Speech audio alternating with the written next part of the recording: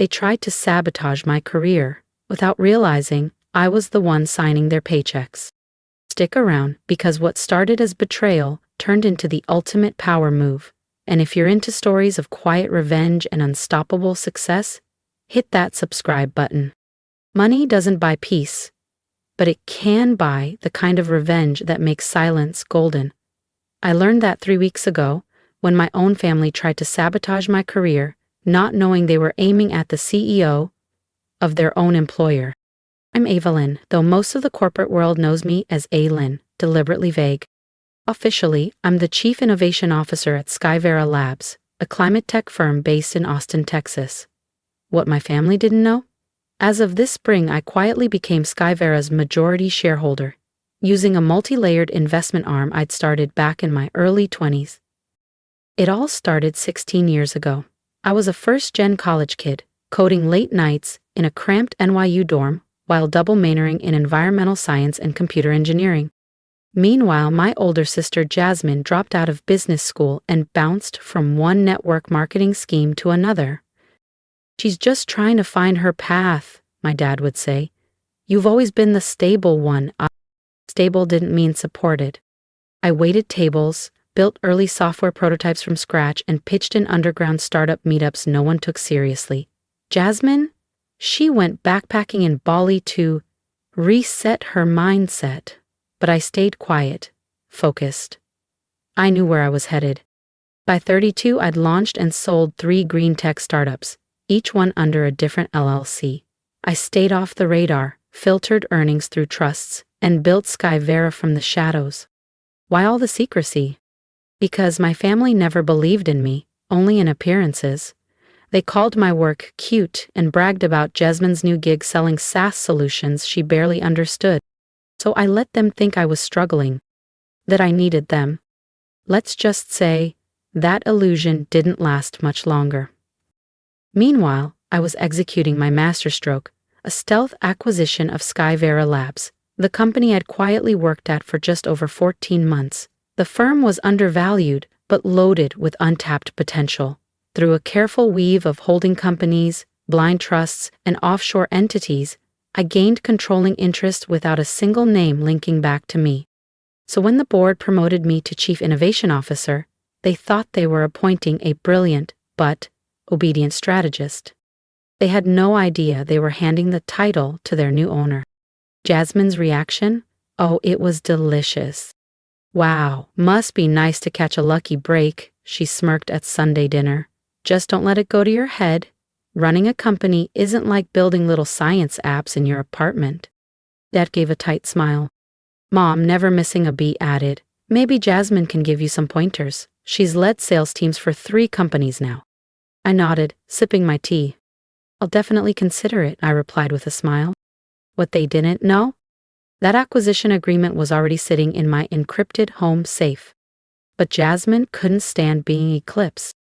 She'd spent years being the spotlight child, charismatic, confident, the one with the real job. I was the quiet one with too many degrees and too little visibility. At first, she just showed up at Skyverra for lunch with department heads, masking her visits as sisterly support. I watched from my office as she laughed with senior staff, casually suggesting I was under a lot of pressure and still learning the ropes. Then came the anonymous reports. HR flagged complaints questioning my qualifications, alleged fake credentials, and mysteriously missing coursework. It was all fiction, easily dismissed, but the intent was loud and clear. "I'm only looking out for you," Jasmine purred when I confronted her. "You know how it is, these companies love promoting women fast, quotas and all." She leaned in as if sharing a secret. "I'd hate to see you fall apart in front of everyone." I let her keep going, curious just how far she'd push. That answer came yesterday, hand-delivered to the board. A sleek, damning folder filled with forged evidence, bank records, emails, false timelines, claims of embezzlement, insider trading. They'd called for an emergency board meeting on Monday. Jasmine must have heard something from her sales team grapevine, because at dinner last night she was practically glowing. "The board wants me present tomorrow," she said, barely containing her smugness. "Sounds like there's going to be a big shakeup at the top." Mom clapped her hands. Dad raised a glass. Neither asked why I wasn't invited to this mysterious meeting about my own job. But what they didn't know? I had spent the entire night putting together a dossier of my own, documenting every manipulation, every whisper campaign, every forged detail Jasmine had tried to weaponize against me. And this time, I was also including something even more powerful: the full ownership breakdown of Skyverra Labs. Tomorrow, they'd find out who actually runs the company. If you think Jasmine's about to get away with it, hit that subscribe button, because what happens next changes everything. I should feel betrayed, hurt, maybe even heartbroken, knowing my own sister tried to destroy my career, and my parents, as always, couldn't see past her charm. But honestly, I felt calm. Sitting in my office, surrounded by color-coded evidence, fake transactions, altered screenshots, whispered HR rumors, I knew this moment was years in the making. Jasmine's little coup attempt didn't break me. It gave me the stage I'd never been offered, a rare, perfect opportunity to expose her lies and rewrite the narrative that had followed me my whole life. The board meeting was set for 9:00 a.m. in sharp. They thought I'd be the one on trial. But they forgot something. I'm the one who wrote the rules. I arrived at Skyverra at 7:45 a.m., coffee in hand, watching the final pieces slide into place. At 8:45, Jasmine swept into the lobby in her sharpest power suit, flanked by our parents, smiling like it was a coronation. "Is the board ready for us?" she asked the front desk, radiating victory. From my second-floor office, I watched the three of them being ushered toward the executive wing. The directors followed, stone-faced, exactly as briefed. Every one of them had received my midnight message. At exactly 9:00, I stood, straightened my jacket, and stepped into the hallway. The moment had arrived.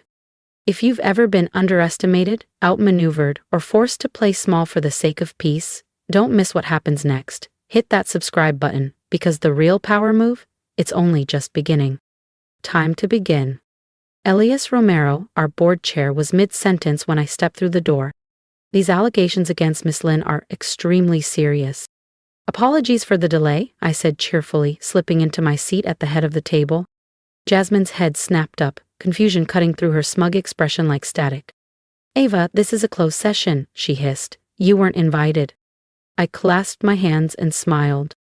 "Actually, I invited myself. You see, it's rather difficult to conduct a board meeting without the owner of the company, don't you think?" The silence was stunning. Jasmine's face drained of color. Mom blinked rapidly like she'd misheard. Dad froze, jaw clenched, as if trying to swallow a laugh that never came. "What are you even talking about?"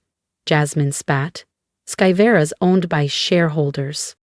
"It was," I said, turning to my assistant Mina, who stepped forward with a sleek leather portfolio in hand. "Skyverra Labs was publicly traded," I continued, "until 2 months ago when it was quietly acquired by Verdant Core Holdings. Care to guess who owns that?" Gasps. Pages turned.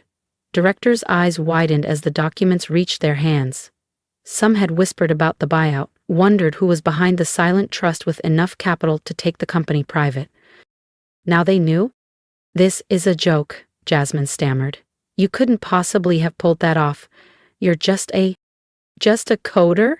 Just the quiet one? Yeah, I've heard it all before," I said with a practiced smile. "And you've said it enough times." I turned to Mina. "Would you mind?" She tapped her tablet. The room filled with Jasmine's voice, calm and cutting on a series of audio clips. "She's not cut out for real leadership," Jasmine whispered in one. "She's smart, but she crumbles under pressure.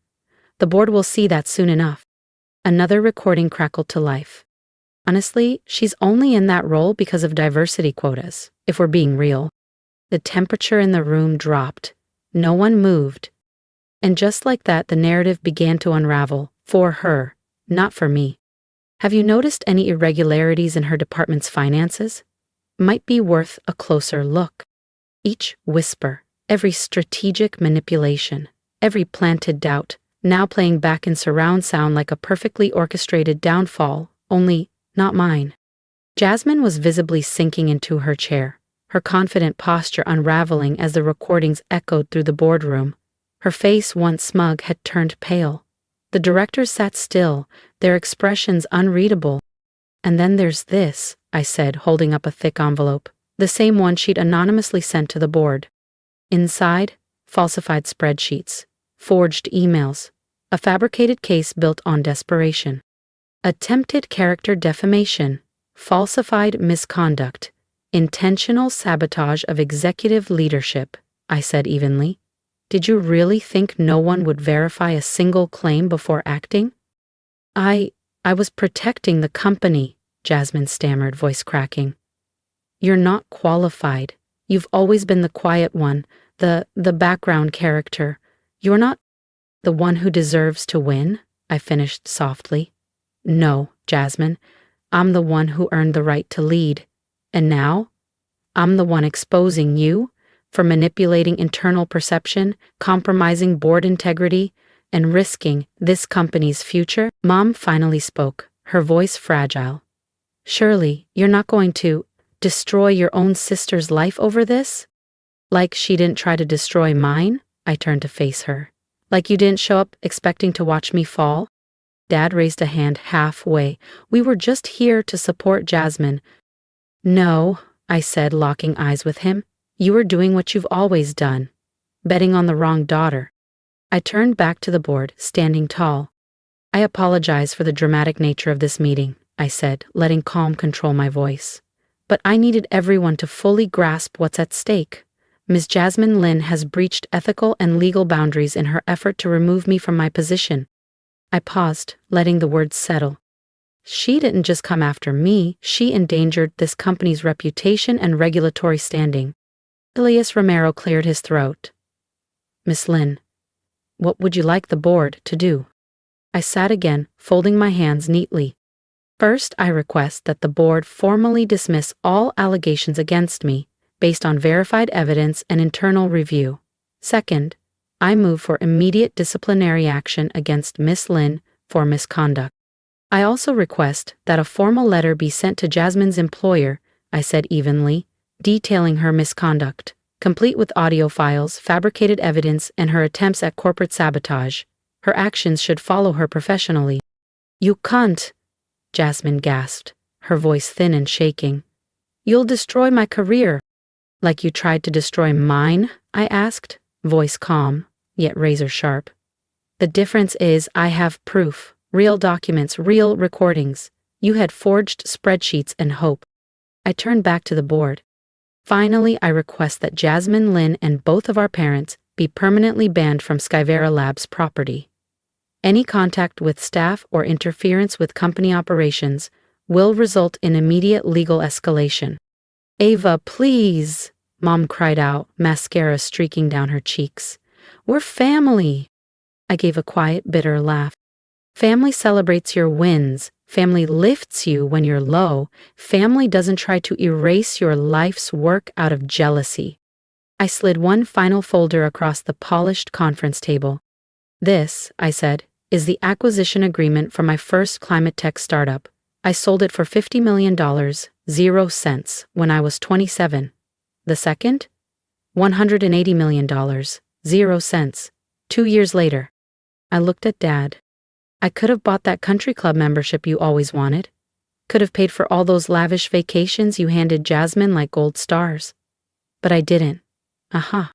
They stared at the pages, stunned, watching the numbers crumble, every story they told themselves about who I was. "I stayed quiet," I said, "because I wanted to see who'd stand beside me when they thought I had nothing." I glanced at Jasmine. "You all failed." She looked pale. "You're ending my career," she whispered. "No," I replied. "You ended it the moment you tried to sabotage mine.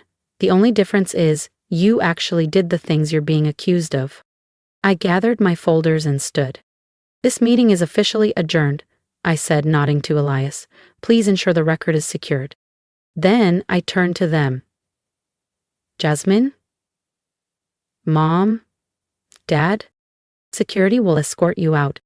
"Wait," Jasmine called, her voice breaking as I reached the door. "Please, I was jealous.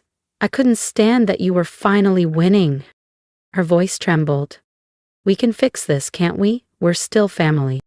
I turned back one final time. Do you know the difference between us, Jasmine? She looked up, her eyes glassy, the last remnants of pride dissolving. When you thought I was struggling, you pushed me even lower. When I was thriving, I stayed quiet, just so you wouldn't feel small. I exhaled. That's the difference between real success and the game you've been playing. The weeks that followed were revealing. Jasmine was swiftly let go.